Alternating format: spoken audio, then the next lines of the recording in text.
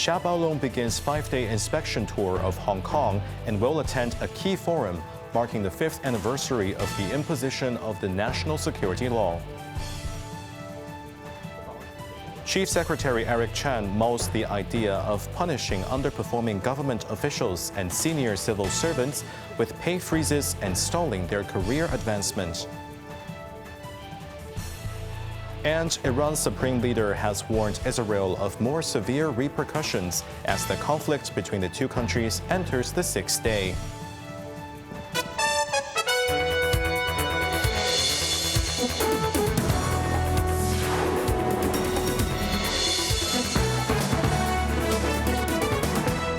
Good evening, you're watching Cable News. I'm Jeremy Zhu. Xia Baolong, director of the Hong Kong and Macau Affairs Office, arrived in Hong Kong today for a 5-day inspection visit. Yesterday, Chief Executive John Lee had announced Xia's visit, during which he will be attending a forum on national security to mark the 5th anniversary of the enactment of Hong Kong's national security law. The top Beijing official arrived in the city through the Shenzhen Bay Port border crossing shortly before 5 p.m. today. He is expected to attend a dinner hosted by Chief Executive John Lee. This is Xia's second visit this year, following February's inspection tour of the Hetao Shenzhen Hong Kong Science and Technology Innovation Cooperation Zone, where he met Financial Secretary Paul Chan and other officials.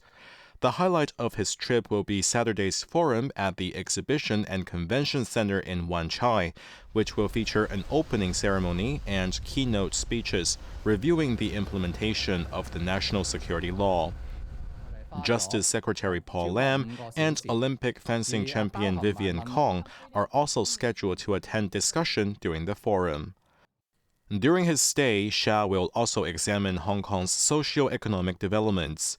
Sources indicate he will meet with high-ranking officials from local universities and business leaders.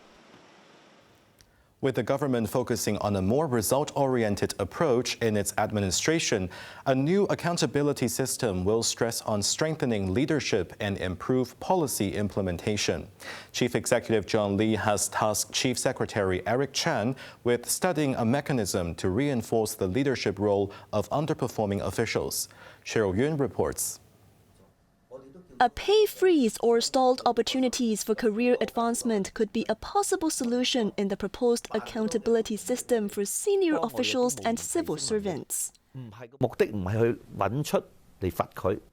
Chan stressed that the ultimate goal is not punitive, adding that the ideal outcome would be for no penalties to be necessary. The Chief Secretary explained that the mechanism seeks to help officials identify leadership and management shortfalls, thereby improving government efficiency and policy implementation, adding that there is currently no timetable for implementing such measures. When asked about the forthcoming election of the Legislative Council, Chan, who chairs the Candidate Eligibility Review Committee, said patriotism remains the key criterion. Our committee does not assess which political party a candidate belongs to. We only evaluate whether they are patriots, Chan said. Among his other responsibilities, Chan also chairs the Committee on Education, Technology and Talents. He noted that Hong Kong's talent schemes have attracted top-tier professionals, including Nobel Prize and Academy Award winners, though their identities remain confidential due to privacy concerns. While Chan did not specify the number of talents recruited, he shared that their reasons for choosing Hong Kong include the city's safety, education system, and high quality of life. He added that there are no restrictions on the types of jobs these individuals must take, allowing them the freedom to choose their own path in Hong Kong.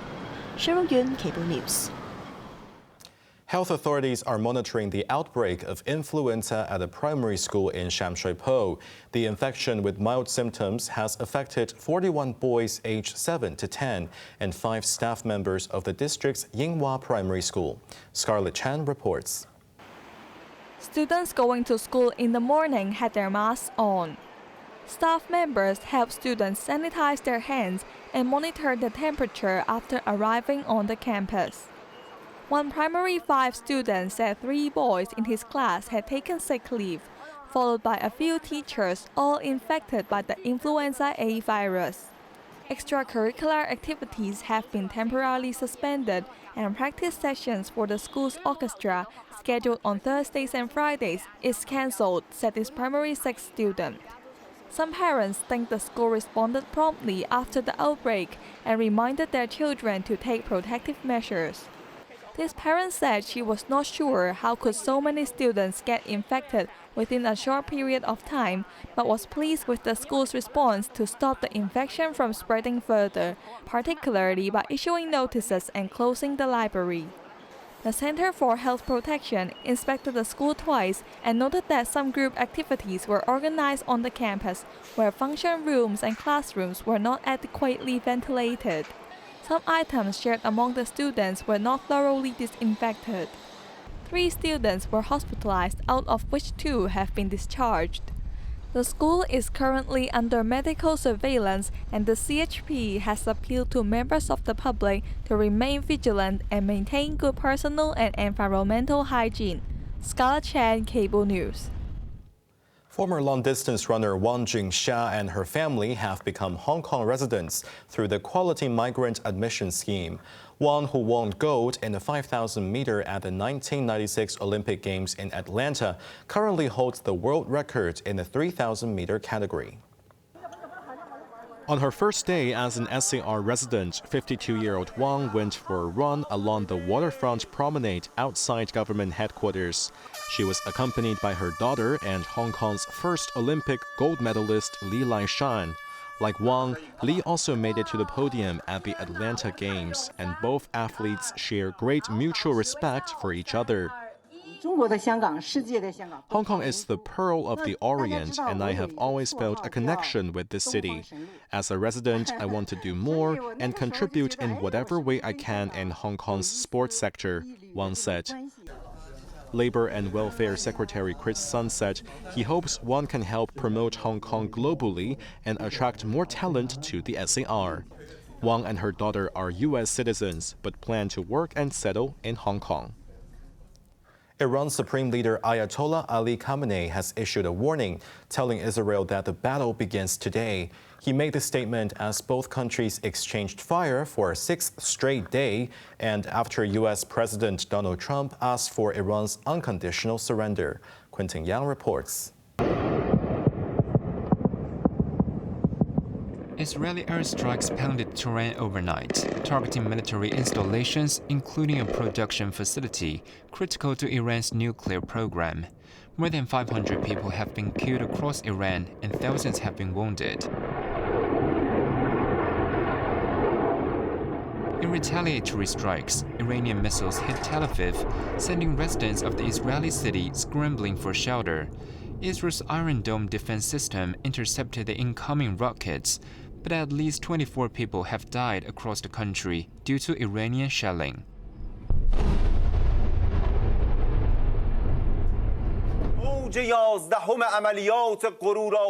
Colonel Iman Tajik, spokesman for Iran's Revolutionary Guard, claimed that the powerful Fatah missiles have breached Israel's air defenses. After returning from the G7 summit in Canada, Trump posted on social media that the U.S. knows where Khamenei is in hiding, but they are not going to kill him, at least for now. Trump has not officially confirmed that the United States will be joining Israel in its war against Iran, but has shown willingness to use U.S. military assets to strike Tehran's nuclear facilities. Quentin Yang, Cable News. Leaders from the Group of 7 or G7 nations concluded their summit in Canada, who currently holds the rotating chair for the bloc. The meeting in the resort city of Kananaskis in the Canadian Rockies was appended by the early departure of U.S. President Donald Trump and the escalating war between Israel and Iran. China's temporary pause on the export of rare earths was also discussed. Cheryl Yun reports. G7 leaders concluded their summit by proposing to form a critical mineral production alliance to secure supplies and reduce dependence on China. Canadian Prime Minister Mark Carney said his country has the potential to become a supplier of critical minerals to counter Beijing's dominance in the sector. Wrapping up the summit, Carney said the bloc was committed to pursue peace in the Middle East. G7 leaders also reiterated our commitment to the pursuit of peace and stability in the Middle East. Made clear that Iran is the principal source of regional instability and terror. And we've been consistently clear that Iran can never have a nuclear weapon. We urge that the resolution of the Iranian crisis leads to a broader de-escalation of hostilities, including a ceasefire in Gaza. The conflict between Iran and Israel dominated most of the discussions as G7 leaders sought consensus on their response to tensions in the region. Nous ne voulons pas un Iran qui se dote de l'arme nucléaire. French President Emmanuel Macron said the G7 does not want to see Iran acquire nuclear weapons or ballistic capabilities, but it would be the greatest mistake to pursue regime change in Iran. On the sidelines of the summit, Carney pledged unwavering support to Ukraine during his meeting with President Volodymyr Zelensky. Announcing $2 billion Canadian in new military support, Carney said the aid package underscores the importance of standing in total solidarity with Ukraine and the Ukrainian people. However, a joint statement supporting Ukraine was not issued as unity faltered after Trump left the summit early and voiced support for Russia. Cheryl Yun, Cable News.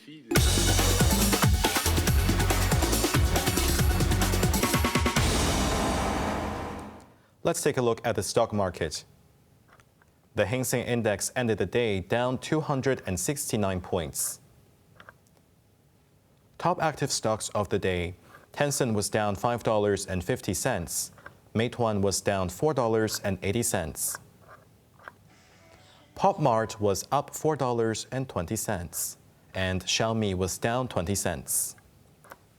Foreign exchange against the Hong Kong dollar: Euro 9.03, the Australian dollar 5.10. On to the weather now. Mainly overcast with 1 or 2 showers tomorrow. It will be hot and humid with a maximum temperature of 32 degrees. The weather will be generally fine and very hot over the following couple of days. Now let's take a look at the weather around the world.